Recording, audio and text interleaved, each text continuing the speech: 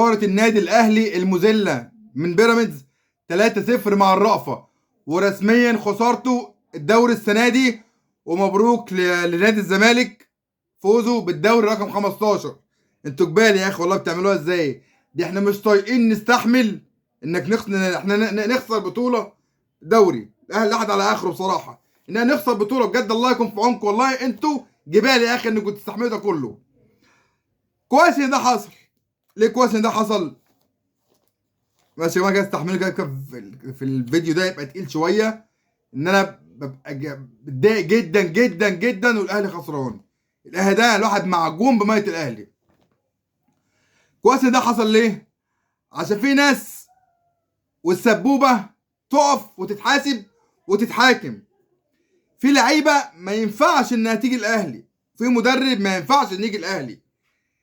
في مدربين يا جماعه، سواء المدرب الاجنبي او اللاعب الاجنبي، عمولات وسمسره يا بيه، من الاخر يعني. قمه الفجر انك تجيب واحد زي كاموش ده، قمه الفجر. يعني انا واحد بنافس على الدوري، بنافس على البطولات وعلى افريقيا، اروح اجيب واحد زي كاموش ده؟ مين شافه؟ مين صمم عليه؟ مين يتعاقد معاه؟ مين قبضه؟ عشان في الاخر يجي ويطلع بالمستوى ده، واستبعده كل ماتش، وانا جايبه في الميركاتو الشتوي عشان يدخل معايا، عشان يكسبني، عشان يطلعني. في لعيبه خلاص كفايه، خلاص كفايه. بس قبل اللعيبه لازم اروح لمجلس اداره النادي الاهلي بقياده الاسطوره كابتن الخطيب، اللي كلنا بنعشقه وبنحبه. بس كفايه، كفايه عشان دمنا محروق. كفايه يا كابتن الخطيب، كفايه. ليه؟ عشان انت ما بتعرفش تاخد اكشن، لا انت ولا مجلسك. كم مره السنه دي لازم تاخد اكشن، مش عارف تاخد اكشن في اي حاجه. بتعالج الفشل بالفشل وبتهدر مال عام عشان تعالج فشلك، وبرضه مش عارف تعالج فشل. واحد يقول لك هو ناجح، طبعا ناجح. اللي يقول كده يا جماعه يبقى جاحد. ناجح، بس السنه دي عمل كل حاجه تمحي اي رصيد عمله، تمحي اي رصيد. ايه العك اللي بيحصل ده؟ ايه العك اللي بيحصل ده؟ كشف حساب بقى يا جماعه، كشف حساب. ازاي اجيب لاعب وامضيه 4 5 سنين وعندي اداره تعاقدات فاشله؟ ارجع اداره تعاقدات، ارجع لاداره تعاقدات. تجيب لعيب 4 5 سنين يطلع كفته، تطلعها اعاره. يقول لك يا باشا مش هدفع فلوس. تقول له خد اعاره عشان اجيب حد تاني، عشان خاطر ده واخد مكان اجنبي، عشان الجمهور ما يزنقنيش. طب ايه العمل؟ يا باشا خده عندك وانا اللي هاكله واشربه وادلعه واهننه والبسه واشخخه واعمل له كل حاجه انت عايزها. يا عم ماشي. رضا سليم وجراديشار واشرف داري وهلم جره وما خافك انا اعظم.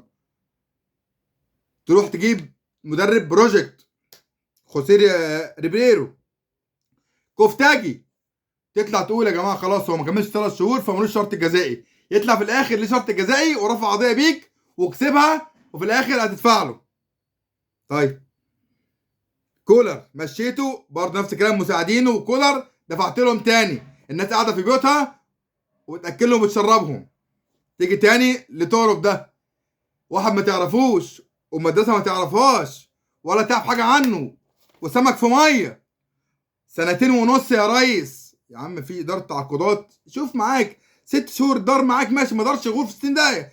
2 سنين ونص يا ريس. عمل ايه؟ طلع قول اهو مش عارف تمشيه، عشان لو مشيته هتدفع 27 شهر. في الاخر ايه؟ لا انا اخليها يا ريس. ليه؟ عشان ما ادفعش والجمهور يحاسبني. ادي لبسك افريقيا ولبسك دوري عام. هتعمل ايه دلوقتي يا كابتن خطيب؟ هتعمل ايه دلوقتي يا جماعه؟ مجلس اداره النادي الاهلي، جماهير الاهلي جزمتها برقبه اي حد مش مقدر الجماهير دي، عشان واحد من الناس دي دمنا محروق. ليه؟ اخسر كوره ايه المشكله؟ لكن اخسر بالمرقعه اللي بتحصل دي. كل واحد باص بياخد 150 و200 و300 مزاد ومال ملوش صاحب. المال عام يا جماعه بيسمى مال ملوش صاحب. فانا اتمنى حد يطلع يرد علينا، عشان اللي حصل ده مش كوره.